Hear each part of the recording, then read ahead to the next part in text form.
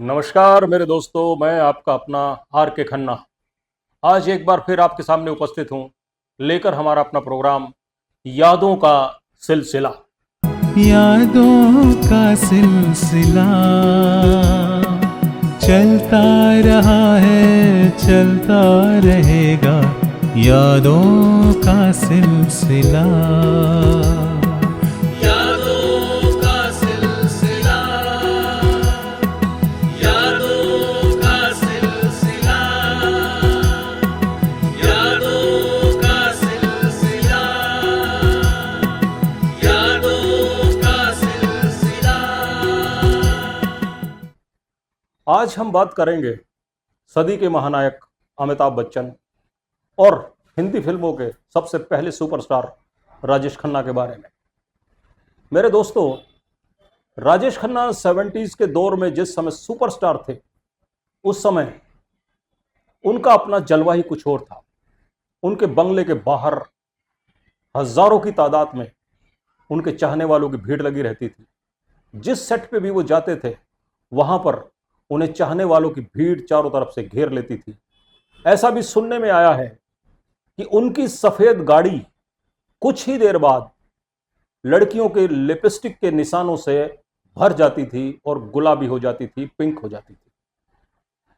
सिर्फ दर्शक ही नहीं, राजेश खन्ना का असर फिल्म के निर्माता, निर्देशक और दूसरे काम करने वाले लोगों पर भी उतना ही था।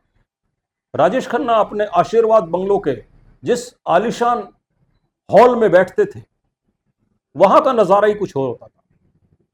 वहां पर जो बाकी लोग बैठते थे, वहां जमीन पे दोनों तरफ, दाईं ओर, बाईं ओर, लेफ्ट या राइट में कहें, गद्दे लगे रहते थे।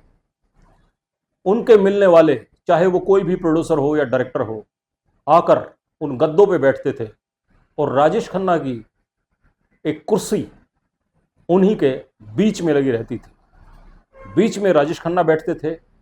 लेफ्ट और राइट, दाएं बाएं, दोनों तरफ उनके चाहने वाले निर्माता, निर्देशक, मित्र, कलाकार, जो भी कहें, जो उनसे मिलने के लिए आते थे, वो बैठते थे। उनके घर में अक्सर शाम को मिलने का, पीने पिलाने का, आने जाने का जो सिलसिला शुरू होता था, वो सालों तक ऐसे ही चलता रहा। कहते हैं कि उसमें किसी को भी बीच में उठकर जाने की इजाजत नहीं होती। तब तक कोई भी घर पे नहीं जा सकता था जब तक कि राजेश खन्ना उसे जाने की इजाजत ना दे। राजेश खन्ना उस समय जो फिल्में साइन करते थे, उनका भी अपना एक अलग ही अंदाज था। कई बार तो फिल्मों को साइन करने के लिए जो निर्माता उनके पास आते थे, उनमें एक लॉटरी सिस्टम की तरह वो नाम लिखकर डालते थे और जिसके नाम की पर्ची निकल गई, उस प्रोड्यूसर की फिल्म वो साइन कर लेते थे। मेरे दोस्तों, सफलता का जो दौर राजेश खन्ना ने देखा, शायद ही किसी और ने देखा। वो जब एयरपोर्ट पे जाते थे तो 10-10, 15-15 प्रोड्यूसरों का काफिला, लोगों का काफिला उन्हें एयरपोर्ट पे छोड़ने के लिए जाता था। और जब बाहर से वापस लौटते थे तो 10-10, 15-15 गाड़ियों का काफिला उन्हें लेने के लिए एयरपोर्ट पे आता था। इन आने वालों में वो सभी प्रोड्यूसर होते थे, डायरेक्टर होते थे, जिनकी फिल्मों में राजेश खन्ना उन दिनों काम कर रहे होते थे। ये नज़ारा था उस समय 70s में राजेश खन्ना का। और उन्हीं दिनों सदी के महानायक अमिताभ बच्चन नए नए फिल्मों में एंटर हो रहे थे। राजेश खन्ना के साथ ही अमिताभ बच्चन ने आनंद में काम किया। आनंद के अलावा उन दिनों जितनी भी फिल्में अमिताभ बच्चन कर रहे थे, सब एक के बाद एक फ्लॉप फ्लॉप फ्लॉप होती जा रही थी। दर्शक उसे नाकार चुके थे। लेकिन आनंद क्योंकि राजेश खन्ना की फिल्म थी, इसलिए राजेश खन्ना के कारण दर्शकों के एक बहुत बड़े वर्ग ने उस फिल्म को देखा और अमिताभ बच्चन भी एक बहुत बड़े वर्ग तक पहुंच सके। पहली बार लोगों को अमिताभ बच्चन की परफॉर्मेंस पहले से ज्यादा पसंद आई। उनका काम सराहनीय लगा। मेरे दोस्तों, एक तरफ राजेश खन्ना थे जो टाइम के पंचुअल नहीं थे, उन्हें अगर सुबह 9 बजे की शिफ्ट में बुलाया जाता तो वो 2-3 बजे से पहले नहीं पहुंचते थे। और दूसरी तरफ अब नए नए फिल्मों में आ रहे अमिताभ बच्चन थे, जिन्हें अगर आप सुबह 7 बजे की शिफ्ट में बुलाए तो 6:50 पे वो विद मेकअप सेट पे होते थे। वो टाइम के पंचुअल थे। ये था इन दोनों में पहला अंतर। आनंद के बाद दोनों ने नमक हराम में काम किया। नमक हराम से तो अमिताभ बच्चन को वो प्रशंसा मिली कि लोगों ने राजेश खन्ना की बजाय अमिताभ बच्चन की प्रशंसा ज्यादा की। और उसके बाद आ गई अमिताभ बच्चन की जंजीर, जहां से उसके कैरियर ने एक नई उड़ान भरी और जो लगातार उसके बाद सफलताओं की सीढ़ियां चढ़ते चले गए।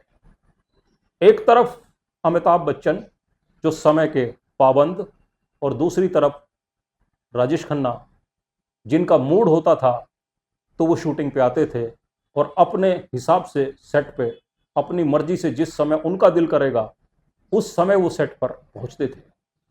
मेरे दोस्तों, इसका असर ये हुआ कि वो सभी निर्माता निर्देशक जो राजेश खन्ना के साथ काम करते थे, अब वो धीरे धीरे अमिताभ बच्चन की ओर इंटरेस्ट लेने लगे, उसे अपनी फिल्मों में साइन करने लगे।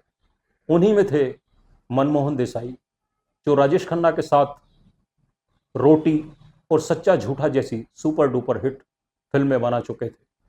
मनमोहन देसाई ने जब परवरिश में पहली बार अमिताभ बच्चन के साथ काम किया तो वो उसके काम से बेहद प्रभावित हुए, और उसके बाद तो मनमोहन देसाई ने पलट के कभी राजेश खन्ना की तरफ नहीं देखा और वो सभी फिल्में केवल अमिताभ बच्चन के साथ ही बनाने लगे। राजेश खन्ना को सही मायने में राजेश खन्ना बनाने वाले शक्ति सामंत, जिनकी आराधना से राजेश खन्ना बने, जिनकी और भी कई फिल्में शक्ति सामंत के निर्देशन में काम करके राजेश खन्ना ने और भी कई फिल्मों में काम किया, और वो फिल्में भी लगभग सभी सुपर डुपर हिट रही। उन्हीं में थी अमर प्रेम और भी कई। शक्ति सामंत भी धीरे धीरे अब राजेश खन्ना की बजाय अमिताभ बच्चन की ओर अग्रसर हुए, और उन्होंने भी अमिताभ बच्चन को लेकर फिल्म बनाई, द ग्रेट गैम्बलर और बरसात की एक रात। उसके बाद आए यश चोपड़ा। यश चोपड़ा का तो कैरियर ही राजेश खन्ना की वजह से बना था। मेरे दोस्तों, पिछले भी एक एपिसोड में हमने बताया था कि बी.आर. चोपड़ा साहब से अलग होकर जब इंडिपेंडेंट अपना होम प्रोडक्शन का प्रोडक्शन हाउस जब यश चोपड़ा जी ने शुरू किया था तो उनके पास कुछ नहीं था, ना फाइनेंसर ना कोई हीरो। ऐसे में राजेश खन्ना ने उनकी मदद की थी उनकी फिल्म दाग में काम करके। दाग सुपर डुपर हिट हुई और यशराज बैनर वहीं से स्टेब्लिश हुआ। लेकिन दाग के बाद यश चोपड़ा ने भी कभी पलटकर राजेश खन्ना की तरफ नहीं देखा। उन्होंने भी अपनी आने वाली फिल्मों, वो दीवार हो या कभी कभी हो या दूसरी अन्य फिल्में, सभी फिल्में उन्होंने केवल अमिताभ बच्चन के साथ ही बनाई। अब हम बात करें ऋषिकेश मुखर्जी जी की। ऋषिकेश मुखर्जी जी की भी कई फिल्मों में राजेश खन्ना ही हीरो होते थे। कई फिल्में जिसमें भी राजेश खन्ना ने काम किया वो सभी सुपर डुपर हिट थी। बावर्ची, नमक हराम, आनंद, ये तीनों फिल्में ऋषिकेश मुखर्जी जी की ही थी। लेकिन ऋषिकेश मुखर्जी जी भी राजेश खन्ना के समय पे ना आने, उनके ईगोइस्ट होने और भी दूसरी कई चीज़ें जिनमें उनका स्टारिज्म ज़्यादा झलकता था, उनसे परेशान थे। ऐसा ही कुछ एक्सपीरियंस बाकी प्रोड्यूसरों का भी रहा था। जब तक राजेश खन्ना के सितारे टॉप पर थे, उनकी फिल्में चल रही थी, तब तक इंडस्ट्री के सभी प्रोड्यूसर उन्हें हर तरह से सलाम करते थे, उन्हें हर तरह से झेलते थे, या जो भी कहें उनके साथ काम करते थे। कहते हैं कि दूध देने वाली गाय की लात झेलनी पड़ती है, वैसी ही लातें सब प्रोड्यूसर झेलने के लिए तैयार रहते थे। लेकिन जब राजेश खन्ना का थोड़ा सा डाउनफॉल शुरू हुआ तो वही सब प्रोड्यूसर जो कल तक राजेश खन्ना के साथ काम करते थे अब अमिताभ में इंटरेस्ट लेने लगे। ऋषिकेश मुखर्जी ने भी अब राजेश खन्ना को छोड़ के अमिताभ की ओर ध्यान देना शुरू किया और उनको लेके कई फिल्में बनाई, जैसे अभिमान, आलाप, बेमिसाल, जुर्माना और भी कई।